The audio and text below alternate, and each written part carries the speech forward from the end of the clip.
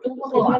Então, meu trabalho, eu fiz uma revisão de escopo para essa disciplina que a gente começou agora, para apresentar aqui no seminário, sobre neurociência, emoção e música, né? Então, essa é uma revisão de escopo sobre musicoterapia e regulação emocional.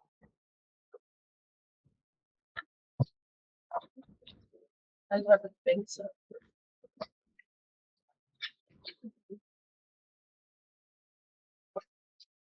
Vai? Tenta.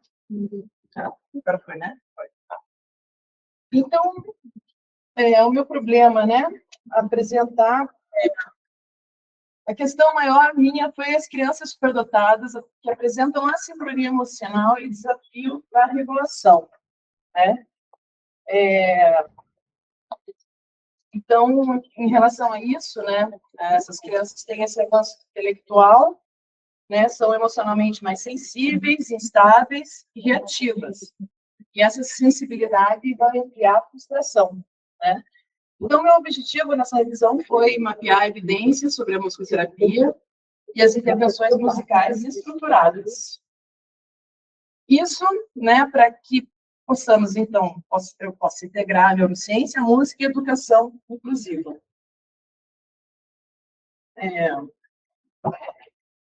Então, na literatura, o Renzulli e o Dabrowski vão escrever, né, que as crianças com altas habilidades são altamente sensíveis, né, criativas e emocionalmente intensas, né? E a neurociência, ela vai colocar aqui, então, a música, ela vai ativar o sistema límbico pré-frontal, modulando as emoções, a atenção e, consequentemente, o engajamento social. E na musicoterapia, né, os autores que sustentam a questão da música no contexto escolares é o Bruch, principalmente, que vai colocar que a musicoterapia que as estruturações de atividades musicais vão proporcionar experiências mais prazerosas e mais resultados, né, no caso. Então, a metodologia ela foi feita assim através dos critérios, né, do JBI, do Prisma, né. O contexto desse estudo foram estudos empíricos entre 2000 e 2025. Os participantes, crianças e adolescentes, e os instrumentos foram escalas emocionais, os instrumentos que eu coletei nesses artigos, né? Escalas emocionais, testes cognitivos, observações e atividades musicais estruturadas também, né? Vamos lá. E análise dessa coleta de artigos que eu fiz foi baseada na síntese temática de Brown e Clark. Então, vamos lá. Aí, depois da triagem dos artigos, né, foram selecionados 17 artigos para análise. Então, foram encontrados artigos, usei as bases de dados Cielo e SciDirect, né? Foram um total de 569 artigos e excluídos 501 artigos, né? Então, desses 68 que restaram, 21 na CAPES, na Cielo não teve nenhum, e na SciDirect 47, 17 artigos foram selecionados para fazer essa análise síntese. O som é captado pela câmera, mas faz tá. Essa síntese temática, no caso. Né? Essa síntese temática, ela vai codificar, né? Identificar repetições dentro dos artigos em relação à temática que eu propus, né? Que seriam, no caso, os testes cognitivos, observações, entrevistas. Então, eu queria saber quantos desses artigos poderiam ter categorizar esse tipo de metodologia para que eu pudesse fazer esse rastreamento através dessa codificação dessas palavras-chave, no caso, né? Então, vamos lá.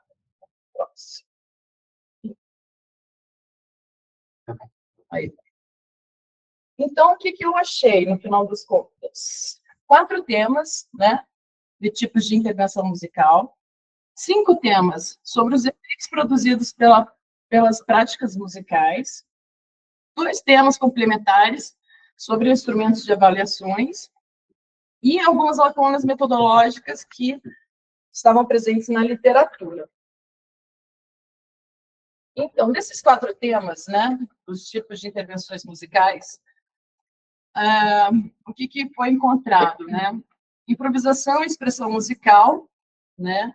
Escuta musical estruturada, atividades rítmicas e psicocultoras, canto, vocalizações e jogos vocais. Né? Esses eram os tipos de intervenções musicais que eu encontrei dentro desses artigos, né? Essa temática que eu encontrei nesses artigos desses autores que estão aqui, tá? 4 temas. Então, 5 temas sobre o efeito produzido pelas práticas musicais, né? Que seriam o quê? A regulação emocional. Qual era o efeito, né, dessas práticas? A regulação emocional, atenção ao controle inibitório e as funções executivas, competências sociais e o engajamento, criatividade e flexibilidade cognitiva e equilíbrio sensorial e organização interna. Então, né, dentro desses efeitos produzidos, esses foram os subtemas que eu encontrei dentro dos mesmos artigos, dentro desses 17 artigos, tá? Aí, 2 temas complementares que surgiram ali, que foram instrumentos de avaliação, que é a heterogeneidade metodológica e os estudos, né? Então, as escalas emocionais comportamentais, eles usaram, a maioria usou o CDQ, CBLC, CL e o PASC. E teste cognitivo e de criatividade, né, que daí não fala nos artigos do Google e do STEM. E os protocolos de observação sistemática, entrevistas com crianças, pais, professores, questionários sobre engajamento social, análises audiovisuais e delineamento misto, que combinaram abordagens qualitativas e quantitativas. Então, esses foram os instrumentos de avaliações que eu pude perceber ali nessa identificação, nessa quantificação e identificação dos temas.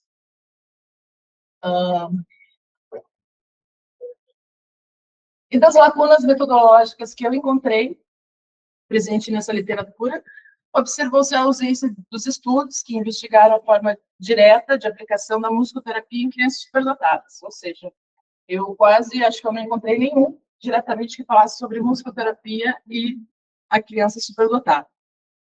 Não foi verificado também o uso de medidas neurofisiológicas, como o EEG, HRV ou neuroimagem, né, que são aqueles instrumentos que a neurociência utiliza geralmente para poder entender o que acontece dentro do cérebro da criança, com alguns estímulos.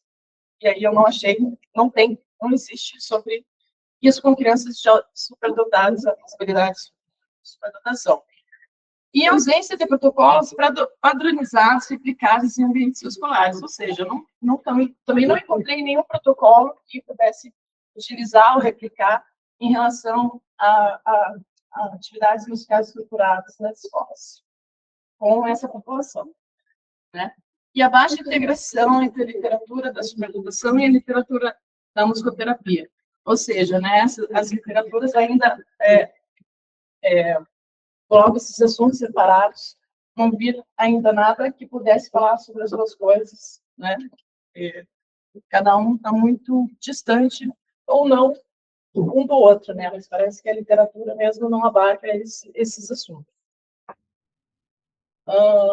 A conclusão. A música, então, vai favorecer a regulação e o desenvolvimento socioemocional com intervenções estruturadas, né? Isso pode ajudar a estruturar a experiência e a conduzir a melhor regulação emocional possível para essas crianças, né? E as limitações, poucos estudos com superdotados, amostras pequenas nesses estudos, e né, diante disso, a proposta, então, seria novas investigações longitudinais e de medidas neurofisiológicas, né?